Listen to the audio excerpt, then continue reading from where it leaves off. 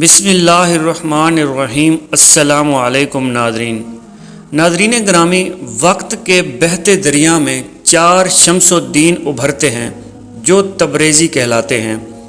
پہلے شمس الدین تبریزی مولانا روم کے استاد ہیں جن کا مزار کونیا میں ہے۔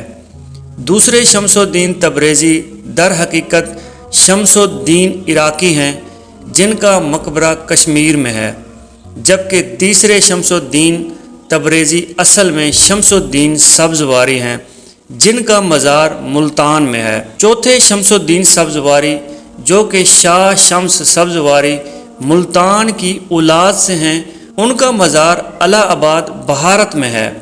لوگ اس حوالے سے خاصے حیران و پریشان ہوتے ہیں کہ اصل شاہ شمس تبریز کون ہیں۔ اہل علم جانتے ہیں کہ اصل شاہ شمس تبریز مولانا روم کے استاد ہی تھے، جبکہ ملتان والے سید شمس الدین شاہ شمس سبزواری ہیں۔ آپ کا شجرہ نسب چند پشتوں کے بعد امام جعفر صادق سے جا ملتا ہے۔ آپ صوبہ خراسان کی بستی سبزوار میں 560 ہجری میں پیدا ہوئے۔ والد سید صلاح الدین گرم کپڑوں کا کاروبار کرتے تھے اور عالم فاضل اور دیندار مبلغ تھے۔ فاطمیوں کے نقیب خاموشی کے ساتھ عالم اسلام میں پھیلائے گئے، اس لیے سید صلاح الدین کا خاندان کسی دائی کے ساتھ سبزوار آیا یہ پتہ نہیں چلتا۔ بعض مورخین شاہ شمس سبزواری کو شاہ شمس اسماعیلی کہتے ہیں، لیکن خاطر جمع رہے کہ آپ اسماعیل بن امام جعفر صادق کی اولاد میں سے ضرور ہیں، لیکن اسماعیلی فرقے سے تعلق نہیں رکھتے۔ سید صلاح الدین کا انتقال 665 ہجری میں ہوا۔ اس دور میں عالم اسلام تاتاریوں کے تاپڑ دوڑ حملے کی زد میں تھا، چنانچہ سید شمس الدین سبزوار سے نکلے اور 666 ہجری میں ملتان پہنچے۔ ملتان میں اس وقت حضرت بہاؤالدین زکریہ کی ولایت تھی۔ کہتے ہیں کہ بہاؤالدین زکریہ نے آپ کے آنے کی خبر پائی تو دودھ کا پیالہ لباب بھیجا۔ مطلب یہ تھا کہ یہاں اہل اللہ کی بھیڑ بھاڑ ہے، تمہاری گنجائش نہیں۔ حضرت شاہ شمس الدین نے پیالہ بھرے دودھ پر گلاب کا پھول رکھ کر واپس بھیج دیا، یعنی اپنی گنجائش کا جواز دکھا دیا۔ اسی طرح ایک قصہ لال شہباز قلندر سے بھی منسوب ہے کہ سیون کے عالموں نے بھی ایسا ہی کیا تھا۔ اب یہ تصدیق نہیں کی جا سکتی کہ ایسا شاہ شمس کے ساتھ ہوا تھا یا لال شہباز قلندر کے ساتھ۔ حضرت بہاؤالدین زکریہ ملتانی کے پوتے سے شاہ شمس الدین کے گہرے روابط تھے۔ انہیں رکن الدین و عالم کا خطاب شاہ شمس نے ہی عطا کیا تھا، جو بعد ازاں شاہ رکن عالم بن گیا۔ ایک اور روایت کے مطابق آپ سبزوار سے ملتان آنے سے پہلے بغداد گئے تھے، جہاں آپ کی تعلیمات اور عقائد کی وجہ سے آپ کی کھال کھینچ لی گئی تھی۔ جب آپ رحمۃ اللہ علیہ بغداد سے روانہ ہوئے تو ولی عہد سلطنت شہزادہ محمد اپنی سلطنت چھوڑ کر آپ رحمۃ اللہ علیہ کے ساتھ چل پڑا، کیونکہ شہزادے کو آپ رحمۃ اللہ علیہ سے بہت عقیدت تھی۔ حضرت شاہ شمس کی آمد کے وقت ملتان میں بہت سے غیر مسلم قبیلے بھی آباد تھے جو آپ رحمۃ اللہ علیہ کی روحانی شخصیت سے ناواقف تھے۔ ایک مرتبہ حضرت شاہ شمس کو گوشت بھوننے کے لیے آگ کی ضرورت پیش آئی تو آپ رحمۃ اللہ علیہ نے شہزادہ محمد کو آگ کا بندوبست کرنے کے لیے کہا۔ شہزادہ جو درویشی اختیار کر چکا تھا، اپنے مرشد کے حکم پر آگ کا بندوبست کرنے کے لیے لوگوں کے پاس گیا، لیکن کسی نے بھی اس کی مدد نہ کی، بلکہ ایک سنگ دل شخص نے غصے میں آ کر شہزادے کو اتنا مارا کہ اس کے چہرے پر زخموں کے نشان ابھر آئے۔ زخمی شہزادہ حضرت شاہ شمس کے پاس واپس پہنچا اور تمام ماجرا بیان کر دیا۔ اس کی حالت دیکھ کر حضرت شاہ شمس جلال میں آ گئے۔ آپ رحمۃ اللہ علیہ گوشت کا ٹکڑا پکڑے غصے کی حالت میں اپنی خانقاہ سے نکلے اور سورج کو مخاطب کرتے ہوئے فرمایا، تپش بکن، تو بھی شمس ہے اور میں بھی شمس ہوں، اس گوشت کے ٹکڑے کو میرے لیے بھون دے۔ آپ رحمۃ اللہ علیہ کا اتنا کہنا تھا کہ سورج سوا نیزے پر آ گیا اور گوشت کا ٹکڑا بھن گیا۔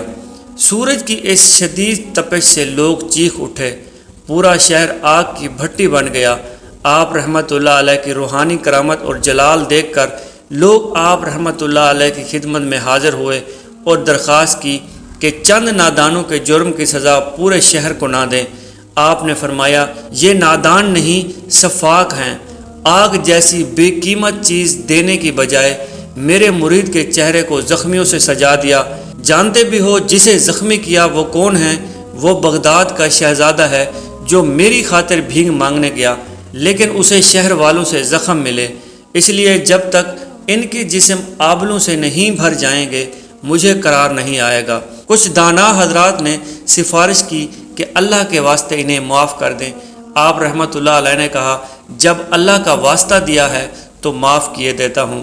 آپ نے سورج سے مخاطب ہو کر فرمایا، اے شمس اپنی حرارت کو کم کر دے، معلوم نہیں کہ یہ لوگ روز محشر کی گرمی کیسے برداشت کریں گے۔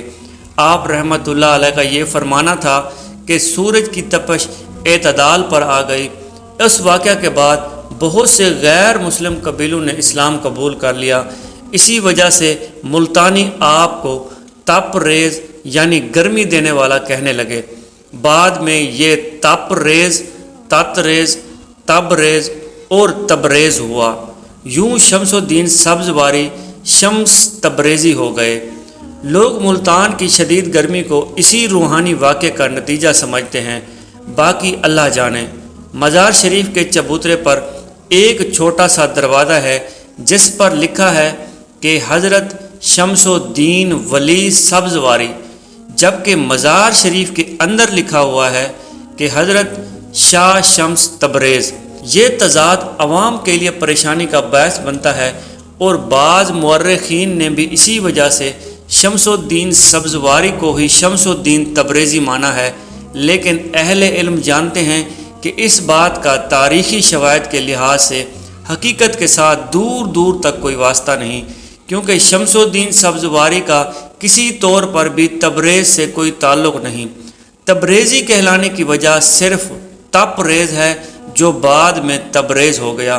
سید شمس الدین نے 11 سال ملتان میں تبلیغ کی اور 677 ہجری میں وفات پائی۔ حجرہ کے قریب سپرد خاک کیا گیا۔ قبر پر مقبرہ آپ کے پوتے سید صدر الدین نے تعمیر کرایا۔